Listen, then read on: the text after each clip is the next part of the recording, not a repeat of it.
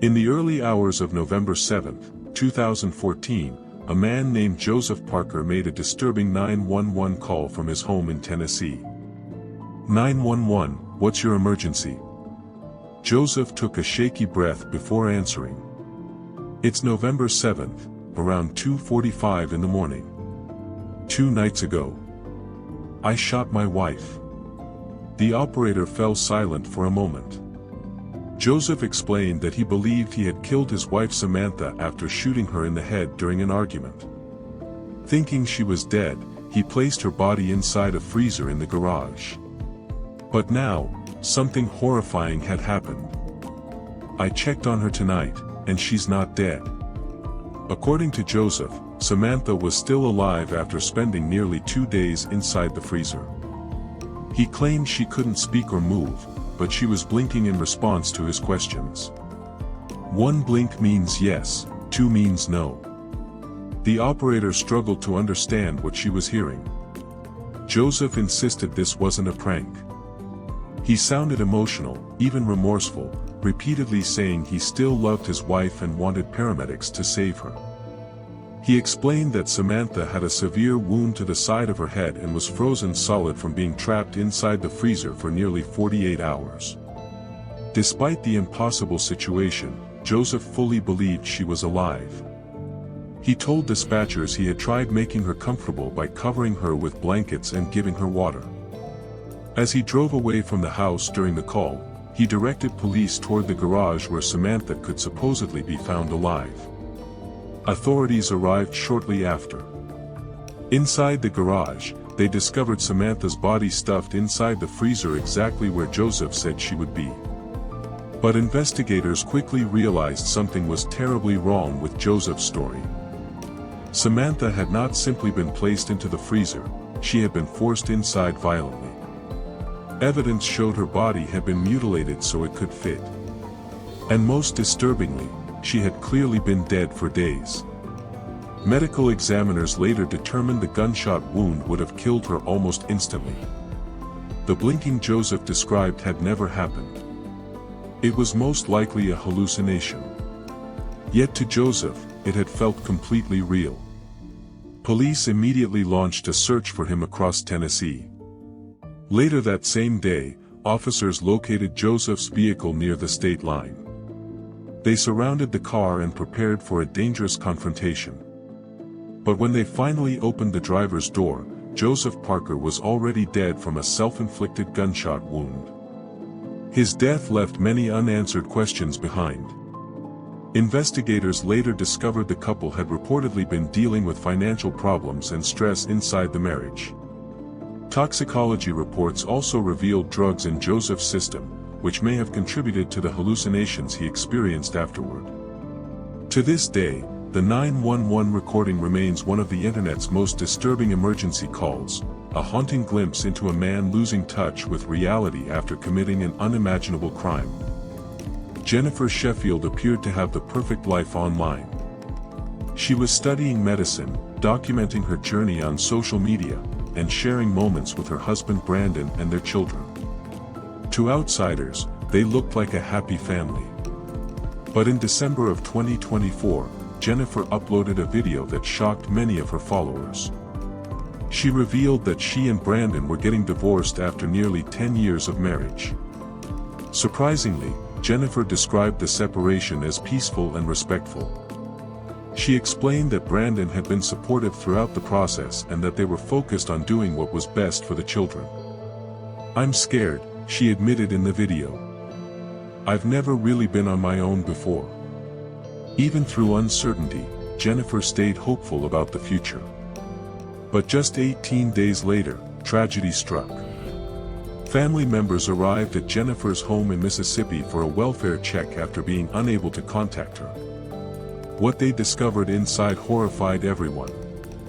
Jennifer and Brandon were both found dead from gunshot wounds. Investigators quickly determined Brandon had shot Jennifer before taking his own life. The exact events leading up to the murder-suicide remain unclear, but authorities believe the divorce may have played a major role. What made the case especially heartbreaking was Jennifer's final video, a clip filled with optimism, gratitude, and plans for the future. In hindsight, every word became devastating.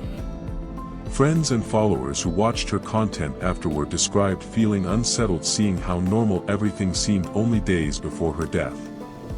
Jennifer's story became another reminder that social media often hides painful realities behind carefully curated moments. And sadly, the children left behind lost both parental figures in a single night. On June 14, 2017, Rana Ibrahim started a live stream from inside her apartment in London. It was unlike anything she had ever posted before. Smoke alarms echoed through the building while panic filled the room around her. People argued over whether they should open the apartment door. Outside, thick black smoke covered the hallway. Rana and several others were trapped on the 23rd floor of Grenfell Tower, a residential high-rise that had caught fire earlier that night. Emergency operators repeatedly instructed residents to stay put, assuring them the fire was contained. But it wasn't. As the live stream continued, Rana showed viewers the terrifying conditions inside the building. Smoke filled the hallways while desperate residents called for help from windows high above the city. Some believed firefighters would arrive in time. Others were losing hope. Earlier that night, the fire had reportedly started inside a fourth-floor apartment after a freezer malfunctioned.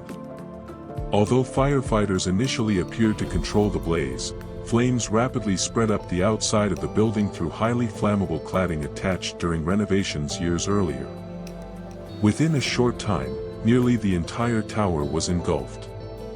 Inside Rana's apartment were her young children along with several others desperately waiting for rescue. But rescue never came. Hours later, Grenfell Tower became one of the deadliest residential fires in modern European history. 72 people lost their lives. Investigations later revealed that the building's exterior materials had failed critical fire safety tests years earlier, yet were still used because they were cheaper. Combined with the flawed, stay-put policy and the tower's single staircase, the disaster became a catastrophic chain of preventable failures.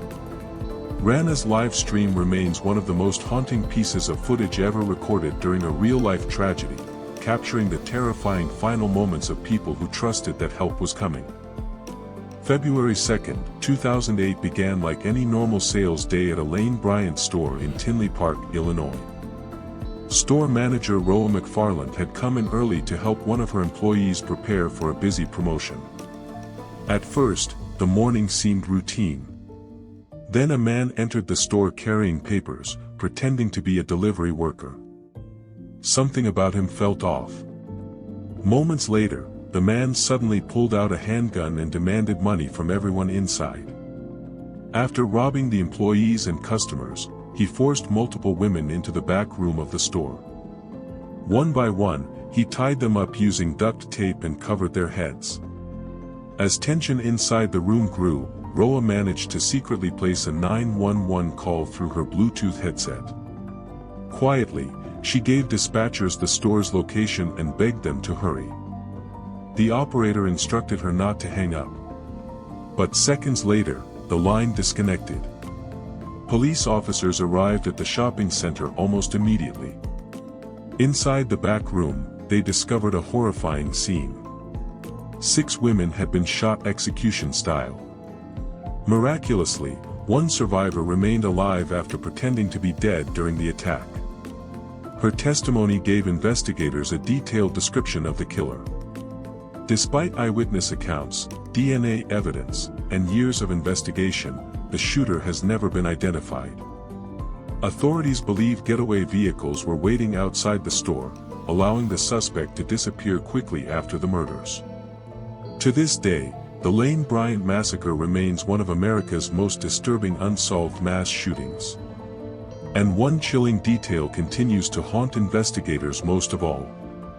The killer never attempted to hide his face.